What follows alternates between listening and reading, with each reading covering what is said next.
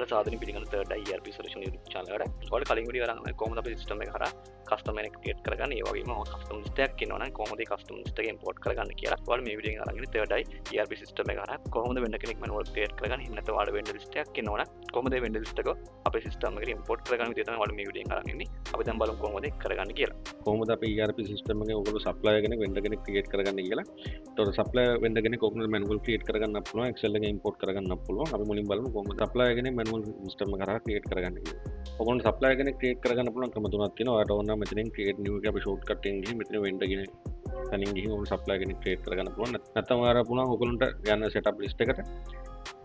setup list එකේ තියෙනවා purchase configuration list එක.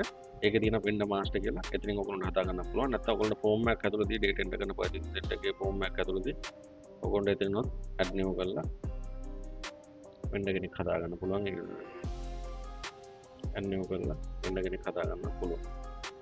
අපි දැන් යන්නේ manually කොහොමද vendor කෙනෙක් හදාගන්නේ කියලා. ඒකට ඔයගොල්ලෝ vendor list එකට ගිහින් මෙතන new button එක click කරලා vendor ගේ name එක දාන්න.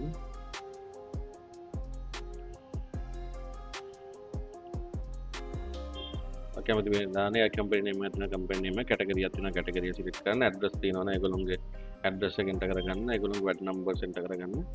ඒකට අමතරව vendor අපි check එක ලියන්න ඕන මොන bank details එකද කියලා ඔයගොල්ලෝ bank details ටික enter කරගන්න පුළුවන්. මේ විදිහට ඔයගොල්ලෝගේ තියෙන vendors ටික create කරගන්න පුළුවන් manually. නැත්තම් දැන්ට ඉන්න ඔයගොල්ලෝගේ vendors ටික එකපාර import කරගන්න නම් ඔයගොල්ලෝ යන්න අපේ Excel import එකට. Excel import එකේ vendor master කියන එකට ගිහින් මෙතනින් ඔයගොල්ලන්ට මෙතනින් download කරගන්න ඔයගොල්ලන්ට අවශ්‍ය template එක.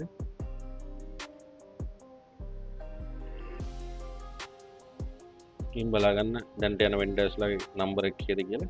දැන් මෙතන vendors කෙනෙක් create කරන ඊට පස්සේ ඔයාලා බලා ගන්න පුළුවන් vendors code එක දැන් මෙතන 10 තියෙන්නේ. ඉතින් අපිට vendors ලා 10 ඉඳන් start vendors ලා හදාගෙන යන්න පුළුවන්. මම දැන් යනවා අපි download කරපු Excel එකට.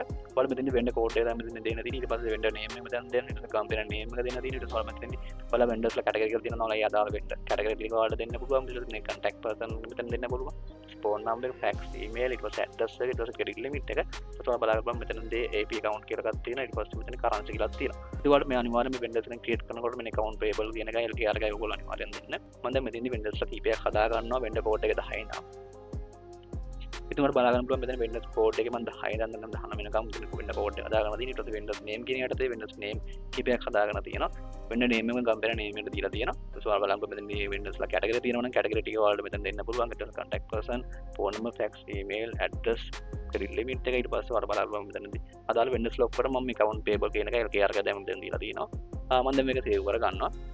මම දැන් මේක save කරගන්නවා. මම දැන් Excel import එකට යනවා. ඊට පස්සේ මෙතන vendor master කියන එකට යනවා.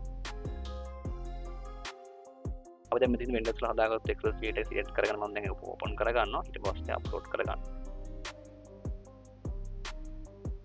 ඉතින් බලන්න පුළුවන් අපි දැන් vendors ලා code number 10 ඉඳන් 17 කරනකම් තමයි vendors ලා import කරගත්තේ. ඉතින් බලන්න මේ vendors ලා මේ විදිහ අපේ system එකට import ලා තියෙන්නේ. ඉතින් ඔයාලගේ vendors list එකක් එනවා ඔයාලා මේ විදිහට අපේ system එකට vendors ලා ටික import කරගන්න පුළුවන්. හරි අපි දැන් ඔයාලට අපේ system එක හරහා manual vendor කෙනෙක් හදන්න ඒ වගේම vendor list එකක් තියෙනවා නම් අපේ system එකට import කරගන්න විදිහ ඔයාලට මේ වීඩියෝෙන් කියලා දුන්නා. අපි එහෙනම් ඊළඟ වීඩියෝ එකෙන් හම්බෙමු. ඔයාලට සුබ දවසක්.